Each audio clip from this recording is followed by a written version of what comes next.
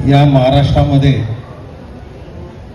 खोटं बोलण्याचं कोणाला पद्मविभूषण द्यायचं असेल तर ह्या मुख्यमंत्र्याला द्यायला पाहिजे. दिल्लीपासून महाराष्ट्रापर्यंत जर खोटं बोलण्याची स्पर्धा घेतली तर त्यात भारतीय जनता पार्टीचा नंबर 1 लागेल आणि 10 पर्यंत त्यांचे नंबर लागतील. एवढे खोटारडे लोक आहेत. आणि ज्यावेळी ते म्हणतात की प्रकल्प होणार नाही, याचा अर्थ तिथे प्रकल्प होणार ही काळ्या दगडावरची रेग आहे. कारण अडाणीच्या कागदांवरती सह्या मारणार कोण? तर हेच मुख्यमंत्री होते.